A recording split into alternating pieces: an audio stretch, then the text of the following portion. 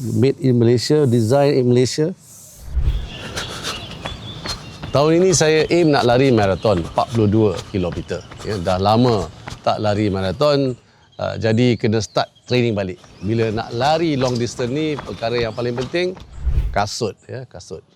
Macam mana sebagai pelari kita nak pilih kasut?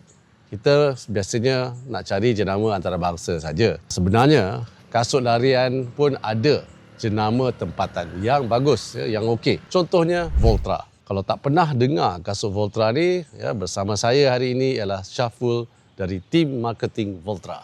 Ya, Syaful. Thank you. So, apa khabar Syaful? Baik, OFB. Thank you for having Voltra here.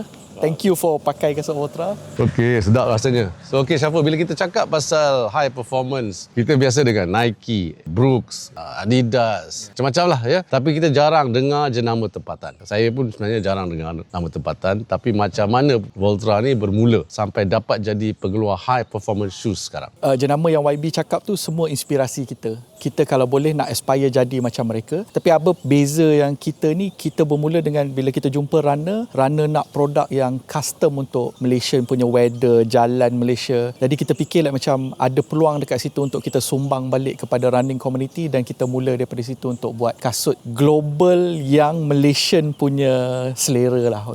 Ya. Betul. Hari itu saya ada baca pasal pelari Kenya yang disqualified di KL. Standard Chartered Marathon, aku tak silap saya, sebab pakai kasut Voltra Jet.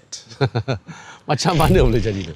Yang itu memang blessing in disguise juga. Dia datang kepada kita dan kita tanya boleh tak dia try kasut kita untuk that marathon lah. Tiba-tiba dapat nombor 7, Ivy. Daripada 55,000 orang yang run, dia dapat nombor 7. And then kasut kita kena scrutinize. Everything is okay, tapi kita tak register dengan World Athletic. Jadi sebab tu disqualified. Wow. But the good thing is we do good to him. Kita cakap tak apa, kita composite the hadiah and everything, and can we tell your story to the public lah. And then the public tengok, and then dia nampak produk Malaysia, and then dia nampak kita company yang bertanggungjawab lah, because kita support kita punya runner, and in whatever condition kita still support lah. Wow.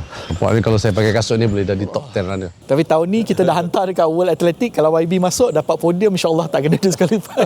InsyaAllah. Okey, bila Syaful tengok balik perjalanan Voltra setakat ni, ya, apa benda yang buat Syaful rasa okey, kita di landasan yang betul? Ada dua benda YB. Biasa kalau orang beli and then orang share willingly dekat social media. And then lepas tu bila kita buat jualan produk baru, dia datang balik sebab dia cakap lepas dia pakai dia rasa kasut tu sedap. Dia nak cuba produk kita yang lain. So dua tu penanda aras kita sekarang. Wow, bagus tu. Jadi apa perancangan Voltra, ya, untuk masa depan? Nak kukuhkan market share ni, penguasaan pasaran tempatan. Yalah, kita start dengan pasaran tempatan dulu, atau nak terus tembusi arena antarabangsa? Pasaran tempatan memang dekat dengan hati kita lah. Kalau kita rasa kalau kita tak mula dulu, siapa lagi nak mula? Dan sama juga dengan penyokong, kalau dia orang tak sokong, siapa lagi nak sokong? Bila kita dah dapat sokongan ni, insyaAllah kita nak tembus pasaran antarabangsa. Kita dah buat banyak exhibition antarabangsa. Kita ada buat running tahun lepas di Jepun, Amsterdam, London. Anda juga. And we hope that dengan feedback tu semua, kualiti barang Malaysia kita boleh meningkat lah. And then orang akan support kita dengan lebih. Okey, terima kasih. Okey, saya ada satu lagi soalan. Ini soalan terakhir. Ya, apa satu benda tentang bina jenama kasut larian yang orang luar tak nampak? Dia punya kepedihan di belakang tabir. R&D, sometimes kita kena buat R&D 2-3 kali, modal kita meningkat, tapi at the same time kita nak maintain cost untuk orang tempatan. Jadi kita kena sacrifice a little bit sebab kita pun company baru, mungkin R&D kita lebih sikit, tak macam company yang besar-besar. So the balance between the R&D and also bagi the good product yang orang suka dengan harga yang lokal mampu milik. Itulah Voltra, jenama tempatan yang semakin mengukir nama dalam dunia larian. So, ya, lepas ini, bila nak pilih kasut, tak salah kita pertimbangkan jenama tempatan. Kalau kualiti setanding, kenapa tidak kita sokong produk Malaysia?